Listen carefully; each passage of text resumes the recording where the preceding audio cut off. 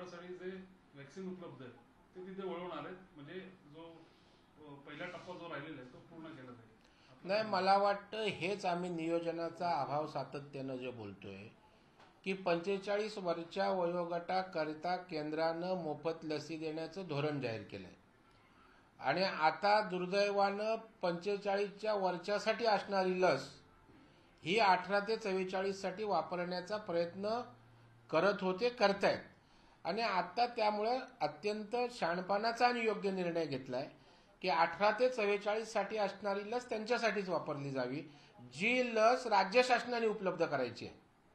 कारण clear cut supreme कोर्टाने, केंद्राने त्या ठिकाणी सुप्रीम कोर्टात ॲफिडेव्हिट दिलंय की 50% लस राज्य सरकार खरेदी करेल आणि 50% केंद्र सरकार, आणि 50% केंद्र सरकार जे करेल त्यातनं मोफत लस 45 वयाच्या वर केंद्र सरकार करेल आणि स्वाभाविकता 50% खरेदी करेल त्यातनं 18 ते 44 वयोगटाकरिता त्या ठिकाणी लस द्यायची, असं क्लिअर कट त्या ठिकाणी भूमिका आणि धोरण आहे. आणि त्यामुळे आता 18 ते 44 वयोगटासाठी ग्लोबल टेंडर फास्ट करून, मुंबई महापालिकेने स्वतंत्र ग्लोबल टेंडर जे बोलले ते फास्ट करून 18 ते 44 वयोगटातल्या त्या ठिकाणचे सर्वांचं मोफत लसीकरण झालं पाहिजे. पुन्हा मोफत लसीकरण म्हणायचं आणि खाजगी हॉस्पिटलमध्ये पुन्हा 1000, 1500, 1600 रुपये घेऊन लस चालू केली तर बरेचशी लोक मरणाच्या भीतीपोटी त्या ठिकाणी लस घेतील आणि मग मोफत आपण कोणासाठी करणार आहोत, फार अत्यल्प लोक राहतील. तर अशा प्रकारची डिप्लोमॅटिक भूमिका न घेता सरसकट त्या ठिकाणी लस मोफत द्यावी अशी आमची या ठिकाणी मागणी आहे. दुसरा डोस जो आहे तो त्या ठिकाणी ज्यांनी पहिला डोस घेतलाय त्यांना त्या ठिकाणी पूर्ण करावा आणि केंद्रावरनं परत न पाठवता, ऑनलाईनची भानगड न करता पहिला डोस ज्यांचा झालाय त्यांना सरसकट दुसरा डोस त्या ठिकाणी केंद्रांवर दिला जावा किंवा त्यांची व्यवस्था करावी. तर दुसरा प्रश्न असा आहे की आपण बघत आहोत की अनिल देशमुख यांच्यावर आता ईडीने सुद्धा गुन्हा दाखल केलाय आणि फास्ट अधिकच आवळत चाललंय की इकडे सीबीआय आणि आता ईडी, सत्य ते बाहेर येईल असं भाजपला वाटतं. आपण एक लक्षात घ्या, सीबीआयच्या FIRच्या आधारे या ठिकाणी ईडीने आता अनिल देशमुख यांच्यावर मनी लॉन्ड्रिंगचा गुन्हा दाखल केलेला आहे आणि त्या गुन्ह्यामध्ये अनिल देशमुख आणि इतर अशा प्रकारचा उल्लेख केलाय. त्यामुळे आणखी काही नावं पुढे आली तर या ठिकाणी त्यांची चौकशी सुद्धा भविष्यामध्ये होणार आहे. पैशाची अफरातफर केल्याप्रकरणी हा गुन्हा दाखल करण्यात आलेला आहे, ज्याचा स्वतंत्रपणे 100 कोटीचा तपास सुद्धा ईडी करत होती आणि 100 कोटीचं वसुली प्रकरण या ठिकाणी, तसेच बदल्यांसाठी घेतलेले पैसे हे त्या ठिकाणी हवालामार्फत कुठे त्या ठिकाणी ट्रान्सफर केलेत का, किंवा कलकत्त्याच्या असणाऱ्या शेल कंपनीच्या मार्फत गुंतवणूक केली का, अशा प्रकारची सुद्धा चौकशी या माध्यमातून ईडी करणार आहे. कारण आपण बघाल की अनिल देशमुख यांच्या संदर्भात त्या ठिकाणी त्यांच्या नातेवाईकांची शेल कंपनीत गुंतवणूक असल्याचा गुन्हाही दाखल करण्यात त्या ठिकाणी आलेला आहे, नोंदवण्यात आलेला आहे. आणि त्याच्यामुळे मला वाटतं ईडी आता या प्रकरणात अनिल देशमुख यांना समन्स पाठवू शकते. दुसरीकडे आपण पाहत आहोत की आरपीआय जे आहे ते आक्रमक आहे, आंदोलन आज केलेली आहेत. त्याचा विषय असा की पदोन्नतीमधलं जे आरक्षण होतं त्या सरकारने रद्द केलेलं आहे. आक्रमक आहे, नाराजी आहे आरपीआय. नाही, या सरकारच्या काळामध्ये कोण समाधानी आहे खरा प्रश्न आहे. ज्या परमपूज्य डॉक्टर बाबासाहेब आंबेडकरांनी संविधानातनं, घटनेतनं आरक्षणाचा त्या ठिकाणी अधिकार दिलाय, समाजातला जो दलित, उपेक्षित, गरीब समाज आहे त्याकरता नोकऱ्या, शिक्षण आणि पदोन्नती यामध्ये आरक्षण आहे आणि आता हे आरक्षण या ठिकाणी सरकार त्या ठिकाणी नष्ट करून अन्याय करतंय. जर मराठ्यांना आरक्षण नाही, धनगर समाजाला आरक्षण नाही, पदोन्नतीमध्ये असलेलं आरक्षण काढायचं, म्हणजे सरकारचं नेमकं काय चाललंय, कुठल्या जाणीवेतनं आणि भूमिकेतनं हे काम सरकार करतंय, हा खऱ्या अर्थानं प्रश्न आहे. आणि म्हणून आज रिपाईच्या नेत्यांनी, युवा नेते त्यांचे रमेश गायकवाड आणि मुंबईचे सर्व पदाधिकारी यांनी आज त्या ठिकाणी आंदोलन केलंय आणि या समाजाच्या भावना सरकारच्या प्रती संतप्त असल्याच्या व्यक्त केल्या. राजेश टोपेंनी असं म्हटलंय की आमच्याकडे पैसे देण्यासाठी, लस घेण्यासाठी आम्ही तयार आहोत, मात्र लसीचा साठा आम्हाला मिळत नाहीये. सरकारने जी लसींची ऑर्डर दिलेली आहे ती ऑर्डर देण्यास उशीर केला, त्यामुळे लस त्यांना उपलब्ध होत नाहीये का? एकीकडे हे सरकार लढणार आहे म्हणतं आणि दुसरीकडे त्या ठिकाणी रडणारं चित्र उभं करत आहे. म्हणजे आपल्या हातामध्ये चेक आहे तर चेक का सुटत नाही? इतर राज्यांनी त्या ठिकाणी लसीच्या करिता खरेदी करता चेक पाठवल्या, नोंदण्या त्या ठिकाणी नोंदवल्या. आपण किती कंपन्यांमध्ये लसीची नोंदणी केली, किती पैसे त्या ठिकाणी त्यांना ट्रान्सफर केले? याचं उत्तर नाही असं आहे. ग्लोबल टेंडरच्या नावाखाली आणखी किती दिवस आपण काढणार आहात? म्हणजे राज्य सरकार ग्लोबल टेंडर काढतंय, मुंबई महापालिका ग्लोबल टेंडर काढतंय, पण इथे एक एक दिवस, एक एक मिनिट या ठिकाणी रुग्णांच्या जीवितासाठी महत्वाचा असताना, आज कोरोना ग्रामीण भागात मोठ्या प्रमाणावर पसरत असताना आपला एक एक दिवस जाणं म्हणजे 100-500 लोकांचे त्या ठिकाणी मृत्यू होणं, अशी स्थिती असताना सरकार युद्ध पातळीवर का निर्णय घेत नाही? लढण्यापेक्षा रडण्याचंच काम केंद्राच्या नावानं सातत्याने सरकार करताना दिसतंय, हे दुर्दैवी आहे.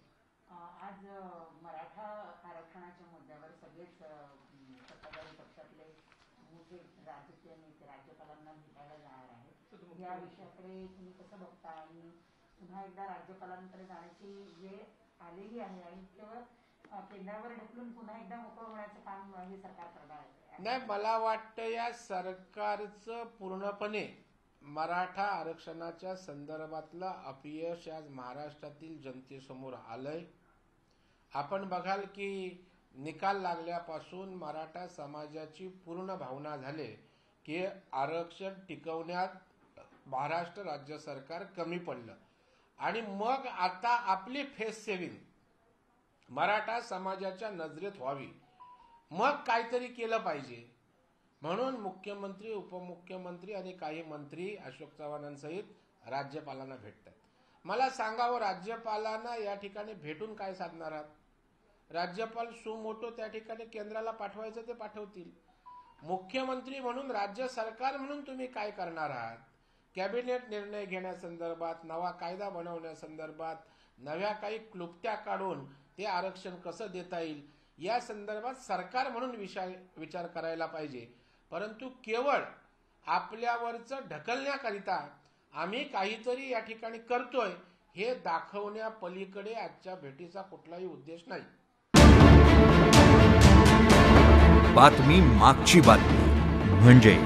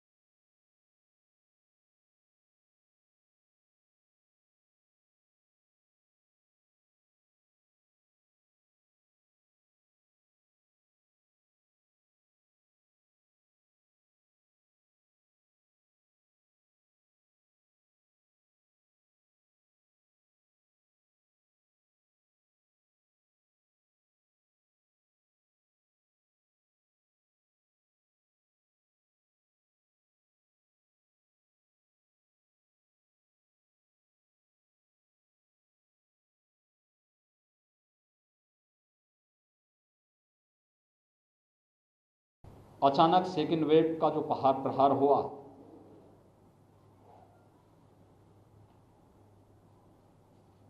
उस पर भी केंद्र सरकार के मार्गदर्शन में सभी राज्यों ने अपने अपने स्तर पर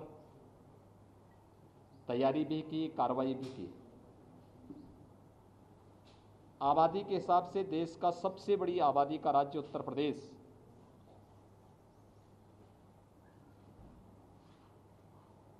इस पूरी लड़ाई में पूरी मजबूती के साथ अपनी कार्रवाई को आगे बढ़ाया है। प्रदेश के अंदर और प्रदेश के बारे में जो आशंकाएं थीं कि सेकेंड वेव में अप्रैल लास्ट से लेकर के मई के द्वितीय सप्ताह तक प्रदेश में 1 लाख केस प्रतिदिन आएंगे, इसे भी प्रदेश शासन, प्रशासन, हेल्थ वर्कर, कोरोना वॉरियर्स, जनप्रतिनिधिगण और जनता जनार्दन ने मिलकर के निर्मूल साबित किया है। प्रदेश के अंदर अगर हम देखें तो सबसे अधिक पॉजिटिव केस आए थे 24 अप्रैल को 38,055।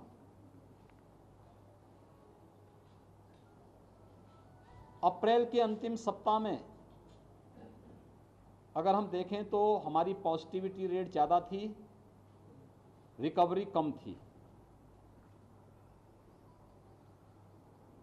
30 अप्रैल तक पहुंचते पहुंचते प्रदेश के अंदर एक्टिव केस की संख्या 3,10,000 हो गई थी। और मुझे आप सबको आज अवगत कराते हुए प्रसन्नता है कि लगातार पॉजिटिविटी रेट में गिरावट आई है। जो पॉजिटिविटी रेट प्रदेश के अंदर एक समय में लगभग 16.5% थी, आज वह घट करके पूरे प्रदेश के अंदर अगर हम देखें तो ये लगभग 3.5% के आसपास रह गई है। एक्टिव केस जो 30 अप्रैल को 3,10,000 थे, वह अब प्रदेश में केवल 1,49,000 मात्र रह गए हैं। यानी 1,61,000 लोग रिकवर होकर के घर जा चुके हैं, उनकी स्वस्थ होकर के घर जा चुके हैं। मात्र पिछले 16 दिन का प्रदेश के अंदर का परिणाम है, रिजल्ट है। उत्तर प्रदेश देश के अंदर सर्वाधिक टेस्ट करने वाला राज्य है। अब तक हम लोगों ने 4.5 करोड़ कोरोना के टेस्ट प्रदेश के अंदर संपन्न किए हैं और लगातार इस कार्रवाई को हम आगे बढ़ा रहे हैं। हमारी जो रिकवरी रेट है वर्तमान में 90% है। प्रदेश में हम लोगों ने अब तक जो वैक्सीन 1.5 करोड़ लोगों को वैक्सीन दे चुके हैं। 18+ के लोगों को भी, 18 से 44 वर्ष की उम्र के लोगों को भी 4,15,000 ऐसे युवाओं को वैक्सीन प्रदेश में उपलब्ध कराया जा चुका है। हम फेज वाइज जनपदों की संख्या इसके साथ जोड़ रहे हैं और उस क्रम में फर्स्ट वेव में L1 फैसिलिटी की ज़्यादा आवश्यकता थी, जो हॉस्पिटल में बेड्स की आवश्यकता थी। उस समय हमारे पास 1,16,000 L1 फैसिलिटी के बेड्स थे और L2, L3 फैसिलिटी के कुल 23,000 बेड्स थे।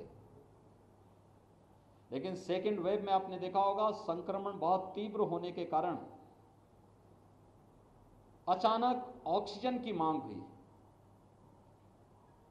रेमडेसिविर की मांग हुई, अचानक दवाओं की मांग बढ़ने लग गई। कुछ स्थिति को पैनिक भी बनाया गया और जनता में स्वाभाविक रूप से एक होड़ लगी ऑक्सीजन के लिए, रेमडेसिविर के लिए, इन सभी चीज़ों के लिए। हमें हमेशा इस बात को ध्यान में देना होगा कि आपदा के समय धैर्य हमारा सबसे बड़ा मित्र होता है। लेकिन कुछ लोगों ने जानबूझ करके जब जनता के संबल को बनाना चाहिए था, मनोबल को बढ़ाना चाहिए था, जब अपने हेल्थ वर्कर्स के मनोबल को बढ़ाने की आवश्यकता थी, उस समय उनके मनोबल को गिराने, भय का वातावरण पैदा करने का कुछ लोगों ने शरारतपूर्ण चेष्टा भी की और उसका परिणाम है एक स्थिति पैनिक हुई और उसके कारण हर व्यक्ति ऑक्सीजन के लिए दौड़ पड़ा, हर एक व्यक्ति रेमडेसिविर के लिए दौड़ पड़ा और एक प्रकार की एक समय तो सिचुएशन ऐसी थी कि जैसे अव्यवस्था की सी स्थिति पैदा होगी। लेकिन ईश्वर की कृपा से, सभी लोगों के सहयोग से स्थिति नियंत्रण में की गई और आज पूरी तरह स्थिति नियंत्रण में है और हर व्यक्ति को ये व्यवस्था दी जा रही है कि वह वहाँ पर, हम लोगों ने इस दौरान ऑक्सीजन की सप्लाई, आपने पहली बार देखा होगा कि ऑक्सीजन की सप्लाई हमें बाहर से मंगानी पड़ी। भारत सरकार ने ऑक्सीजन एक्सप्रेस चलवाई, वायुसेना के विमानों का इस्तेमाल ऑक्सीजन के टैंकर को लाने ले जाने में इस्तेमाल किया गया और ये लगातार चला है। फर्स्ट वेव में हमारी प्रदेश की कुल आवश्यकता ऑक्सीजन की जो होती थी वह 300 मीट्रिक टन की हो जाती थी, लेकिन सेकेंड वेव में यह बढ़कर के 1000 मीट्रिक टन तक पहुंच गई। हम लोगों ने लगातार इस कार्रवाई को आगे बढ़ाया है, लेकिन साथ साथ हर जनपद ऑक्सीजन में आत्मनिर्भर हो सके, इसके लिए भी आदरणीय प्रधानमंत्री जी के मार्गदर्शन में एक कार्रवाई प्रारंभ हुई और अब प्रदेश के अंदर हम लोग इस समय 300 से अधिक ऑक्सीजन प्लांट लगाने की कार्रवाई को आगे बढ़ा चुके हैं। मुझे ये कहते हुए प्रसन्नता है कि आपकी मुजफ्फरनगर में भी 6 ऐसे प्लांट लगने जा रहे हैं जो यहाँ पर 4 पहले से थे, उनकी क्षमता कम थी, 6 नए प्रस्तावित किए गए हैं जिनको हम यहाँ पर लगाने जा रहे हैं।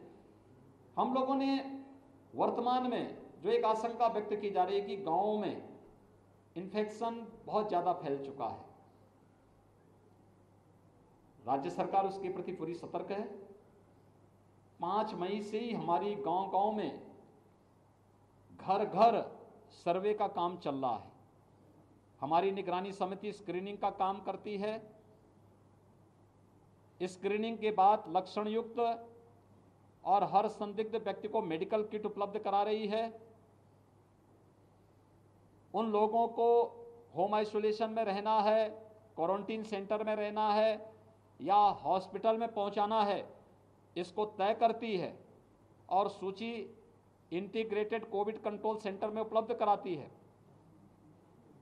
ICCC से 24 घंटे के अंदर रैपिड रिस्पांस टीम उस गांव में पहुंच करके एंटीजन टेस्ट कराती है। एंटीजन टेस्ट के बाद भी अगर कुछ लोगों में संदेह है तो उनका RT-PCR जांच करवाने का कार्य हो रहा है। एक बृहद पैमाने पर एक कार्यक्रम जहां चल रहा है, वहीं साथ ही साथ ये भी तय किया गया है कि स्वच्छता, सैनिटाइजेशन और फॉगिंग की कार्रवाई भी हर एक गांव में हो, कंटेनमेंट जोन में हो। राज्य सरकार ने यह भी तय किया है कि हम लोग जरूरतमंदों को मुफ्त में भोजन उपलब्ध कराएंगे। कम्युनिटी किचन हर एक जनपद में प्रारंभ किया गया है। शासन स्तर पर 71 जनपदों में स्वयं चल रहा है, शेष 4 जनपदों में स्वयंसेवी संस्थाएं संचालित कर रही हैं, लेकिन राज्य सरकार उसको सपोर्ट कर रही है। हमने राज्य सरकारों से आज सुबह ही मैंने बैठक ली और मैंने इस बारे में कहा है कि नहीं, राज्य सरकार सही 75 जनपदों में स्वयं भी चलाए और स्वयंसेवी संस्थाओं के माध्यम से भी हम लोग इसको चलाने की कार्रवाई करें। तो ये कार्य हमारा युद्ध स्तर पर पूरे राज्य के अंदर चल रहा है। कंटेनमेंट जोन में डोर स्टेप डिलीवरी को भी आगे बढ़ाने की कार्रवाई हमारी चल रही है और हम लोग उसको आगे बढ़ाने का कार्य कर रहे हैं। अभी जो आशंकाएं व्यक्त की जा रही है थर्ड वेव के प्रति हम लोग पूरी तरह सतर्क हैं और हर जनपद को कहा गया है, अभी से थर्ड वेव के बारे में आशंका है कि बच्चों पे ज़्यादा बच्चे इससे संक्रमित हो सकते हैं। यद्यपि पहले ही उसमें कहा, पहली फर्स्ट वेव में ही ये बात कही गई थी कि हाई रिस्क कैटेगरी के लोग बाहर न निकलें, खासतौर पर जिसमें 60 साल से ऊपर के लोग, 10 साल से छोटी उम्र के बच्चे, गर्भवती महिलाएं, कम इम्यूनिटी के लोग, कमजोर इम्यूनिटी के लोग और एक या एक से अधिक बीमारी से ग्रसित कोई भी व्यक्ति ये घर के बाहर न निकले, घर में भी मास्क धारण करें। किसी भी व्यक्ति को बाहर निकलना है, जो शेष अन्य लोग हैं उससे कार्य से बाहर निकलना हो तो मास्क जरूर पहने और 2 गज की दूरी का जरूर पालन करें। थर्ड वेव के बारे में जो बच्चों के बारे में आशंका व्यक्त कर रही है, राज्य सरकार ने अभी से अपनी तैयारी कर ली है। हर जनपद में पीको के निर्माण की, पीडियाट्रिक आईसीयू के निर्माण की कार्रवाई, मैन पावर की ट्रेनिंग की कार्रवाई, पीडियाट्रिशियन, गायनेकोलॉजिस्ट, इन सब की ट्रेनिंग की कार्रवाई राज्य के अंदर हम लोगों ने प्रारंभ की है। ब्लैक फंगस की भी एक पोस्ट कोविड पेशेंट में ब्लैक फंगस की एक नई चैलेंज हमारे सामने आई है। कुछ मामले प्रदेश के अंदर आए हैं, उनके उपचार की व्यवस्था की जा रही है। एक एडवाइजरी पूरे प्रदेश के अंदर जारी की गई है कि ब्लैक फंगस के अलावा पोस्ट कोविड कोई भी ऐसी समस्या देखने को मिलती किसी पेशेंट में तो उनके लिए एक अलग वार्ड बना करके उनके मुफ्त में उपचार की व्यवस्था प्रत्येक जनपद में प्रारंभ की जाए, जिससे हर एक व्यक्ति की जान हमारे महत्वपूर्ण है उसको बचाया जा सके और हर एक व्यक्ति को के जीवन को बचा करके हम लोग उसकी ऊर्जा का उपयोग समाज के लिए और राष्ट्र के लिए कर सकें। आप सबसे भी मेरी अपील है, राज्य सरकार ने अपने स्तर पर जो कार्रवाई की है, केंद्र सरकार जो कार्रवाई कर रही है, खासतौर पर केंद्र सरकार ने हर एक गरीब को 5 किलो यूनिट यानी पर यूनिट 5 किलो खाद्यान्न उपलब्ध करवाने की कार्रवाई शुरू की है। प्रदेश के अंदर 20 मई से खाद्यान्न वितरण होगा। राज्य सरकार ने जून, जुलाई, अगस्त 3 महीने के लिए हर पात्र गृहस्थी और अंत्योदय कार्ड धारक के साथ साथ हर जरूरतमंद को खाद्यान्न उपलब्ध करवाने, निःशुल्क खाद्यान्न उपलब्ध कराने की कार्रवाई को अपनी मंजूरी दी है। इसके साथ ही जो डेली कमाने वाले लोग हैं, श्रमिक हैं, स्ट्रीट वेंडर हैं, माली है, कुली है, पलेदार है, नाव है, धोबी है, मोची है, इन सभी लोगों को 1000 रुपये का भरण पोषण भत्ता भी प्रदेश सरकार ने अपनी स्वीकृति दी है। ये जून माह में सभी लोगों को मिलना प्रारंभ हो जाएगा। आप सबसे मेरी अपील है कि समाज को जागरूक करने और इस महामारी से मजबूती के साथ लड़ने में, प्रत्येक नागरिक को तैयार करने में, जागरूक करने में आपकी एक बड़ी भूमिका हो सकती है। आपके माध्यम से मैं सबसे अपील करूंगा, हम कोरोना प्रोटोकॉल का पालन प्रत्येक व्यक्ति करे। हर व्यक्ति अनावश्यक कोई भी घर से बाहर ना निकलें, लेकिन अगर किसी को घर के बाहर निकलना ही हो तो मास्क जरूर पहने, 2 गज की दूरी का पालन जरूर करें। अगर कोरोना के इस प्रोटोकॉल का पालन हर व्यक्ति करता है तो कोरोना के खिलाफ देश की लड़ाई को विजयी बनने में बहुत देर नहीं लगेगी और इस महामारी से, इस सदी की सबसे बड़ी महामारी से हम सफलतापूर्वक विजयी बनने में हमें सफलता प्राप्त होगी। धन्यवाद जी।